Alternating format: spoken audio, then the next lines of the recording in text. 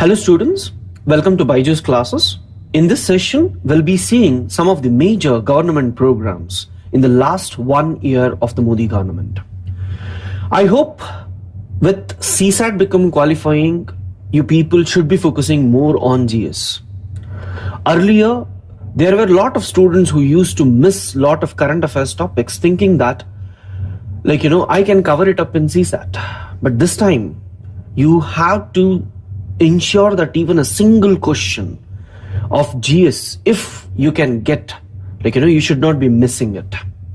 So from that point of view, if you see, apart from your traditional subjects of history, polity, economy, geography, environment and ecology now, your social issues, especially the programs of the government, economic survey, India yearbook, all these becomes important.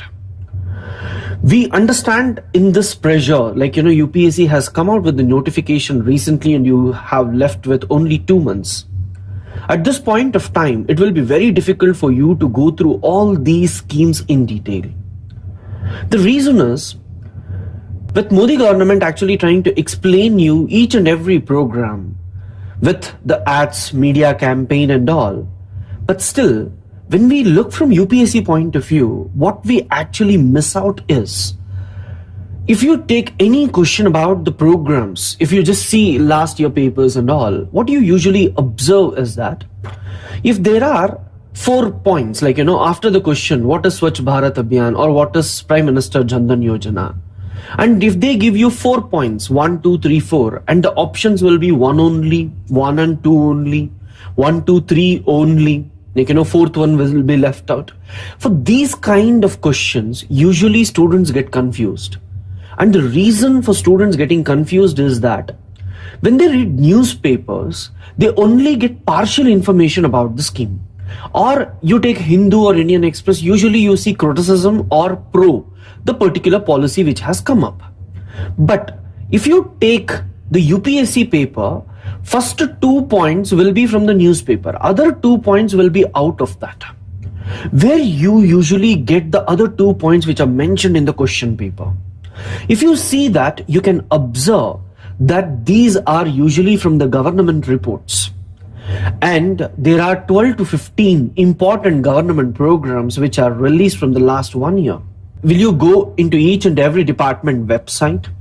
And do you usually see the reports that are published on each and every topic? I don't think it's possible for you at this point of time. So what we have thought in this lecture is that we will try to give you all the important information regarding a particular scheme. Whether it is from India yearbook, whether it is from economic survey, and whether it is from the government report itself. We have ensured that all the required information about that particular scheme is brought in a concise format in front of you. So that at this point of time, when you're reading for the first time, if you have missed anything, you can add them. And if you have already read, it will be helpful for you to revise and be confident that yes, I have completed this particular topic. First, let us see what are the different government programs that are released and that will be of importance for us. So if you see the government programs that are important, first, Dhan Yojana, Prime Minister Dhan Yojana, then Make in India. Make in India alone is different if we combine it with zero defect and zero effect, which is the environmental policy associated with Make in India. Then you have Swachh Bharat Abhiyan. Along with Swachh Bharat Abhiyan, you should be seeing Bal Swachhata Mission. Then you have Namami Gange, which is also part of the Swachh Bharat Abhiyan. Then Beti Bachao, Beti Padhao, Skill India program, which needs to be seen specifically, separately you should be focusing on that. At the same point, you should focus Skill India program with Make in India as well. Then Come and Play scheme of Sports Authority of India. You actually got 3 to 4 questions on sports in mains 2014, which clearly indicates that there may be one question on sports this year prelims as well. So please be prepared on anything that is happening, any new development that is happening from the sports point of view. Then Pradhan Mantri Suraksha Bima Yojana and Pradhan Mantri Jeevan Jyoti Yojana, Atal Pension Yojana. These are the social sector schemes which will be dealt specifically, where we will try to compare these yojanas with the earlier programs of the different governments. Then you have Sansad Adarsh Gram Yojana, Digital India, which are all important from governance point of view. Krishi Amdani Bima Yojana, Prime Minister Gram Sinchai Yojana. I have just given you the gist of what are the major programs that are announced by the government. Now we will take each one separately and try to see what are the different takeaways from each of these and how it can be relevant and what type of questions can usually come in UPSC. So let's start with Prime Minister Jan Dhan Yojana. As you're all aware, it's regarding opening of bank accounts. It's not just opening of bank accounts, but it's much more than opening bank accounts, because it is talking about financial inclusion. Whenever I use the term financial inclusion, earlier we used to have a distinction in the financial services provided by different schemes of the government like Swabhiman and all, and the recent Jan Dhan Yojana of the new Modi government. The difference is that earlier focus was on providing basic financial services like just opening a bank account, savings, withdrawal, like balance inquiry, funds transfer. These were some. In few schemes, credit was also included. That is like taking loans and all. And in few schemes, loans, along with loans, insurance will also be included. But when I say financial inclusion, like globally the term, when we say financial inclusion, all the banking facilities, if it is available for the people, then we call it to be financial inclusion. When I say all the facilities, it includes opening of bank accounts, loans, credit, insurance. All these will be part of the financial inclusion. So, given this, whenever I use financial inclusion from Jan Dhan Yojana point of view, we are trying to cover all these aspects. So that is the major difference between the Jan Dhan Yojana and the earlier programs which the government had actually planned. So now let's begin with Jan Dhan Yojana. Before getting into Jan Dhan Yojana, I would like to ask you to see what are the different programs which the earlier governments had actually brought in. Is it the first time financial inclusion is in news? No. People right from the beginning, like, right from Indira Gandhi era, you hear financial inclusion. Several measures have been taken by different governments to improve the financial inclusion. So what is special about it? Before entering into what is special about Jan Dhan Yojana, what we should usually observe is what are the different schemes of different governments for financial inclusion. The reason is, if UPSC asks you, among the following programs, which one were aimed at financial inclusion, then you should be able to tick them properly. If you see, the first major measure which you observe is nationalization of the banks. That is, like, most of the private banks were actually taken up by the government just to ensure that when there is government banks, there will be a lot of confidence in the people who will be saving their money. So to include that, to make more number of people enter into the banking system, nationalization of banks were done. But the biggest problem at that point of time was it was limited. Like, you had less number of banks.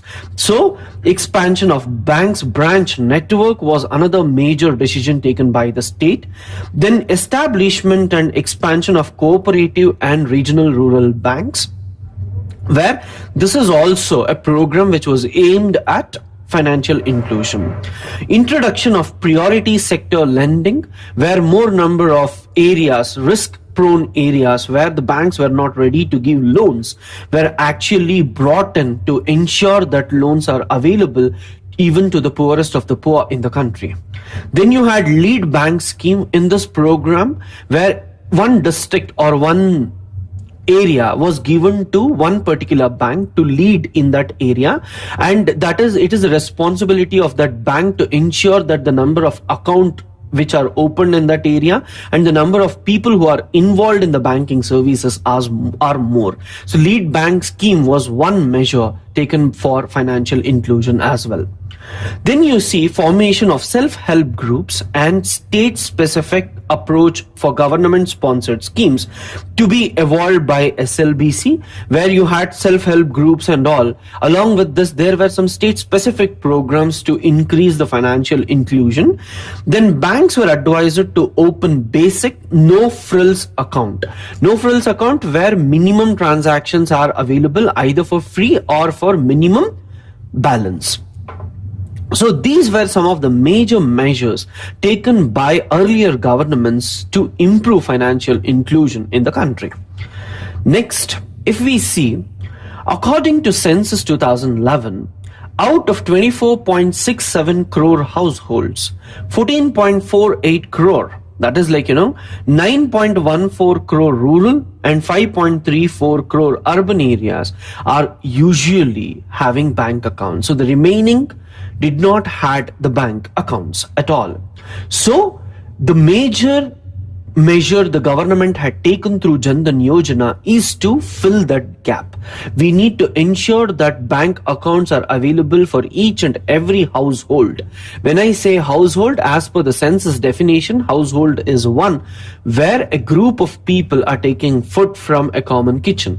So based on this definition, if we take households, there are still lot of people lot of households for whom bank accounts are not yet available. So one of the major target for the present government is to increase the number of bank accounts and to have universal bank accounts for all the households. So now let's begin with the 6 pillars of Jan Dhan Yojana.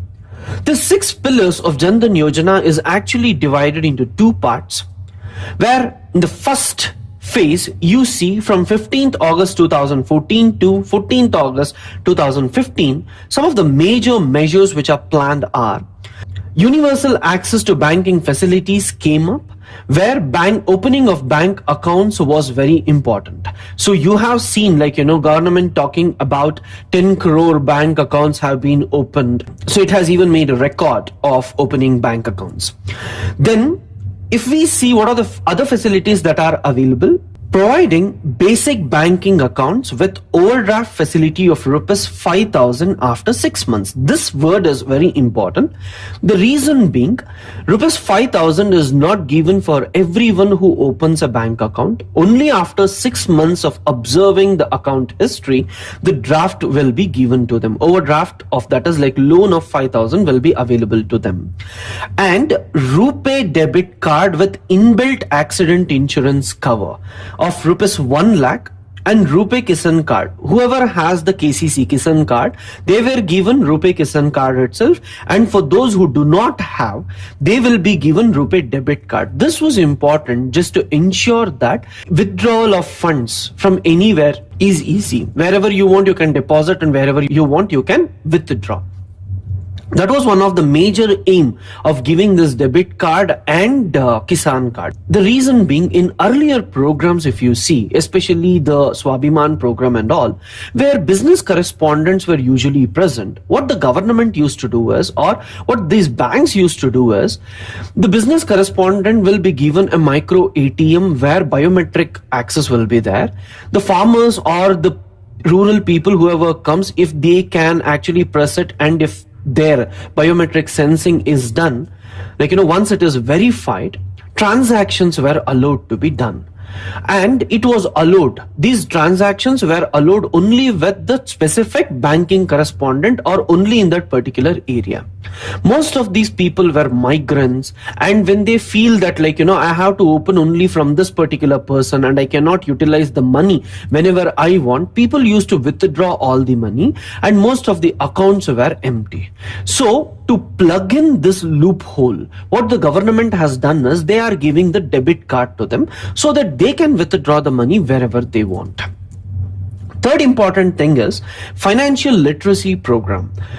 See, In India, most of the bank accounts are empty and people are not utilizing or people are not saving their money, and they usually keep the money at home rather than saving it in bank because they do not know the benefits that they usually get through this. So government has taken cautious measure that not just opening bank accounts are enough, we should increase the financial literacy. What are the different programs what are the different facilities that are available for the people if they are part of this financial program? So to ensure that along with media and also through other campaigns, government is planning to create awareness about financial literacy among not just rural but also urban, unorganized sector and also in the slums. In the second phase, what the government is actually planning is creation of credit guarantee fund for coverage of defaults in overdraft accounts. See, government has told that after 6 months of observance, we will give you 5,000. Biggest criticism of this was, what if these people do not pay? Banks will not be interested to give them the money later.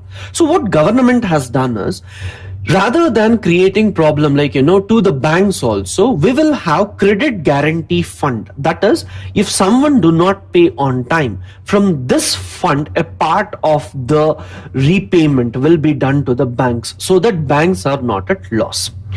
Then micro insurance will be actually incorporated. Different insurance schemes that the government is planning to come up will be combined with this Dhan Yojana. The third important aspect in the second phase is unorganized sector pension schemes like Swavalamban. You would have heard of NPS Swavalamban, where the unorganized sectors along with government usually pay a part of their money. Usually government pays 1,000 rupees and the unorganized sector pays 1,000 rupees.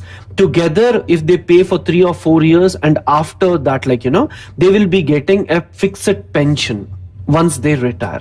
So all these unorganized sector pension schemes will be incorporated into one, and it will be provided through the bank accounts itself. So for all these purposes, Dhan Yojana is not just opening of bank accounts, but it is much more, and it includes the broader definition of financial inclusion.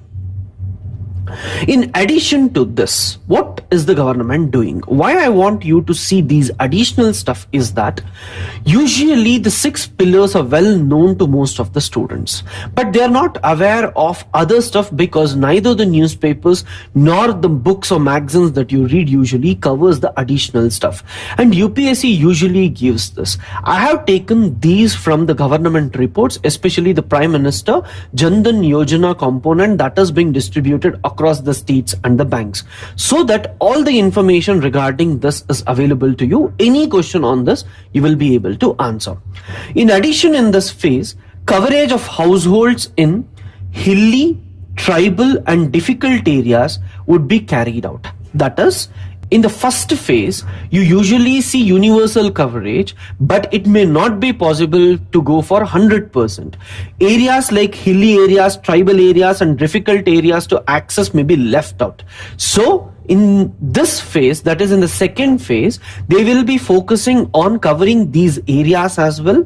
And in the first phase, the focus is on opening at least one account per household. In this, we are going to expand it to all the remaining people in the household. All the rural and semi-urban areas of the country is proposed to be mapped into sub-service area. They may ask you, as per Prime Minister Dhan Yojana, what is sub-service area?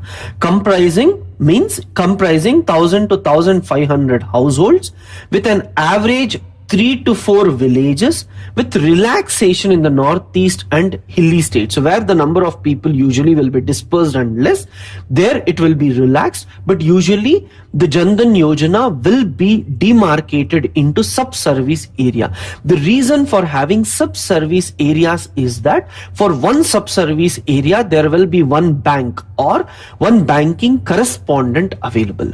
So the entire country will be divided into sub-service areas. It is also proposed that looking into the viability of each center, around 7 44,000 villages with population more than 2,000 which were covered by business correspondents under Swabhiman campaign will be considered for conversion into full-fledged brick and mortar branches. That is, in Swabhiman, you usually had business correspondents. Now we are going to change it. That is, along with business correspondents, we are going to build banks itself. That is, brick and mortar banks will be available so that in one sub-service area, that is, you have 74,000 villages where this was working, you will have banks established now.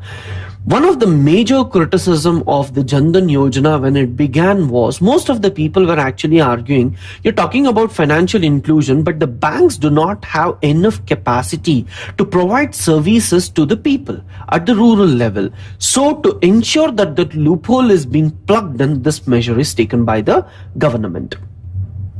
Now, another biggest criticism of Jan Dhan Yojana is that most of the accounts are empty and people will not utilize it. If you are aiming only at opening bank accounts and if people are not doing any transaction with it, it will be of no use.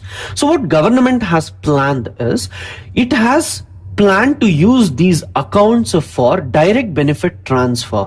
That is, rather than giving money through different government departments, the money will be given directly to the person through his bank account.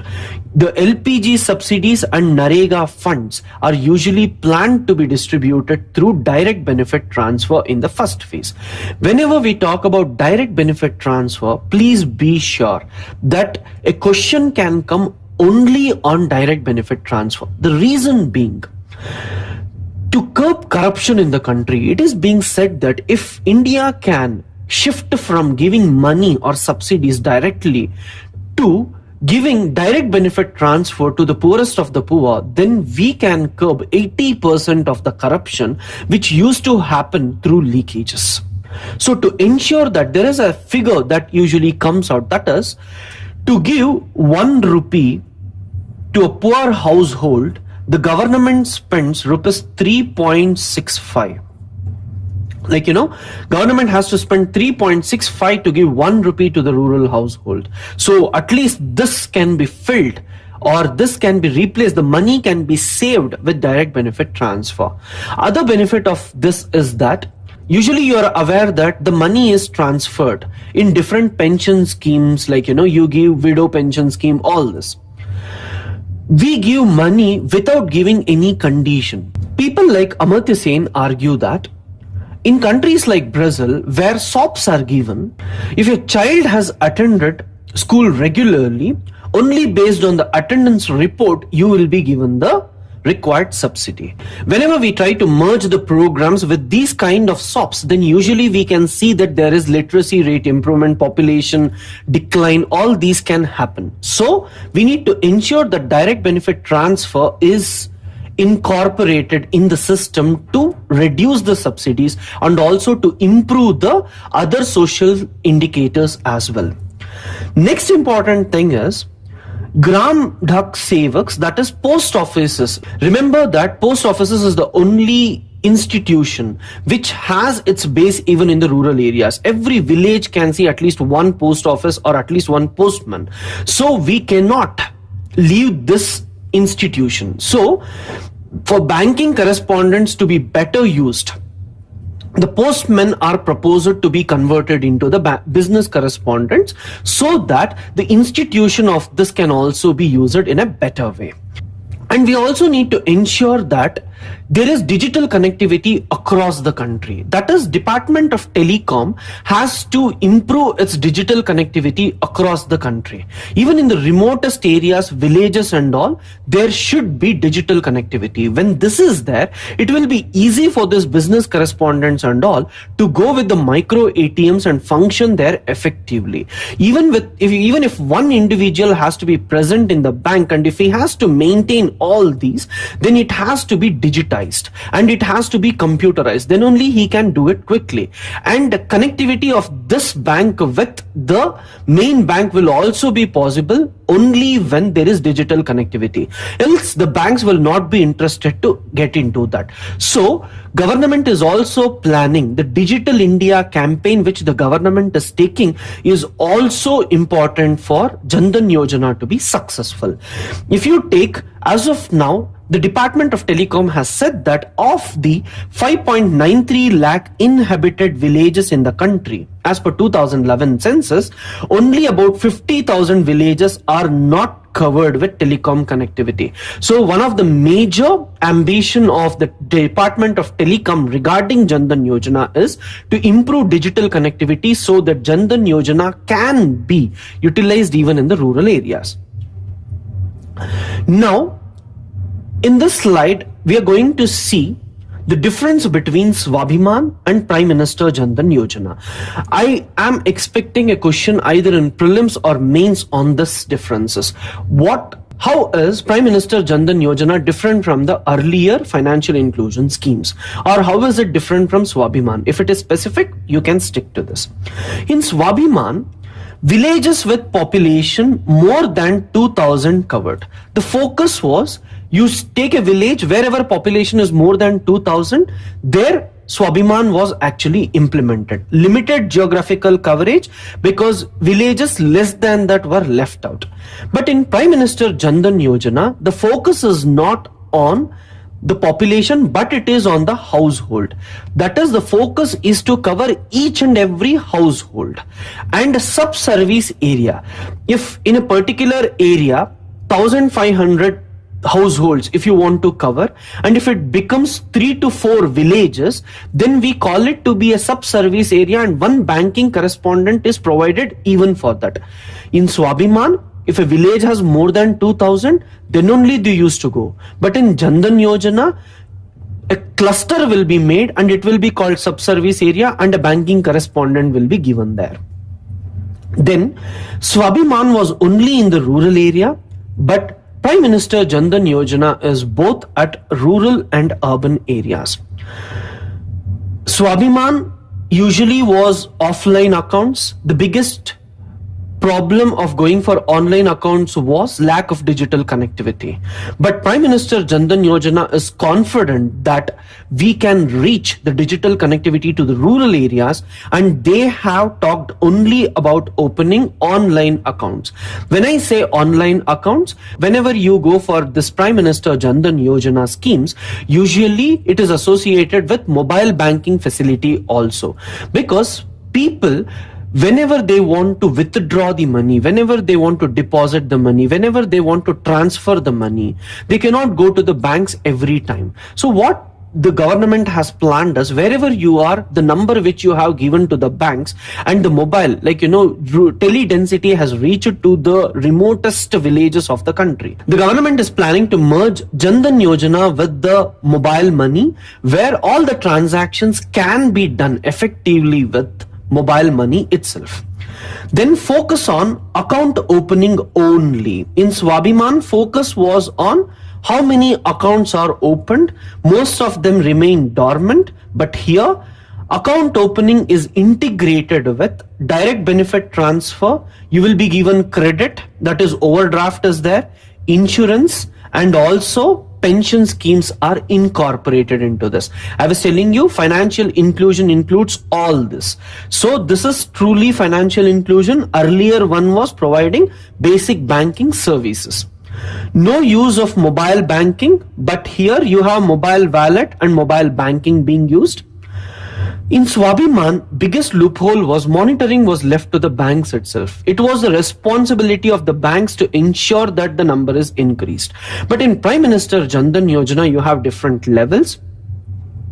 At the central level, the finance secretary and all takes care, and it actually looks into how many has been converted and all. And at the state level, you have state committees, and also at the district or the sub-service areas, where people will be actually meeting at different time span to ensure that each and every household is covered and the financial inclusion is done in a proper way. it is important for us to differentiate the financial inclusion policies of earlier governments with the present government. The next thing that we need to focus is on JAM number Trinity. JAM number Trinity, this was the term which was specifically used in economic survey. As per this, what is JAM Trinity? Jan Dhan Yojana. This is Jan Dhan. This is Aadhaar. And this is mobile number.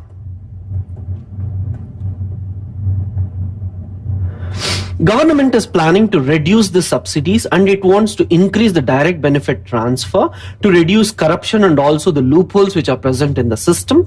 For that, what government is doing is, first thing, through Jan Dhan Yojana, every household will be provided bank accounts and all the financial inclusion schemes.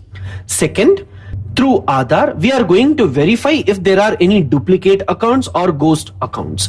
See, if I have multiple accounts, I may be getting multiple benefits. So to avoid that, Aadhaar will help us in recognizing only one particular account. Like, how many accounts you have, you will be given only one Aadhaar number. You will be giving only one Aadhaar number to all the banks. So only through one account you will be benefited, so that ghost accounts and multiple benefits will be reduced.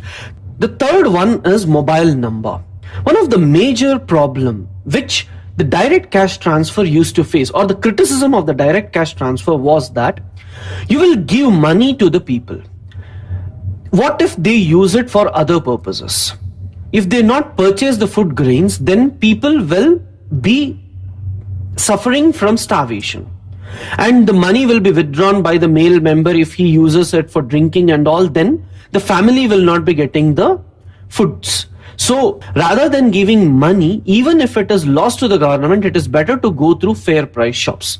But now through mobile number, usually pins will be given, and if government can take cautious measures, they can actually fix that the money which is given for a particular stuff should be used for that particular purpose itself. If these facilities, these are some of the recommendations given by different committees. So if this can be done, then there is a high possibility that the misuse of these direct cash transfer and also opening multiple accounts will be limited. So students, in Jan Dhan Yojana, please don't just focus only on the 6 pillars. Along with 6 pillars, think about financial inclusion in detail, especially what is the definition of financial inclusion, and go in detail about the financial inclusion. Then second important aspect that you need to see is compare the present financial inclusion plan with the historical financial inclusion plans of different governments. And then from economic survey point of view, where reducing subsidies and also corruption, JAM Trinity is beneficial. So this information is enough for you to cover Jan Dhan Yojana. After seeing Jan Dhan Yojana, there are other 13 to 14 schemes which are actually left. There are some major schemes like Make in India, Swachh Bharat Abhiyan, Namami Gange and all, where we need to go in detail and it takes 30 to 40 minutes lecture each. But the other programs like Atal Pension Yojana and all, where we need not see much of the details, there is no much comparison with the earlier schemes and all. At that point of time, we'll be seeing it quickly. So we'll see Make in India in the next session. Thank you.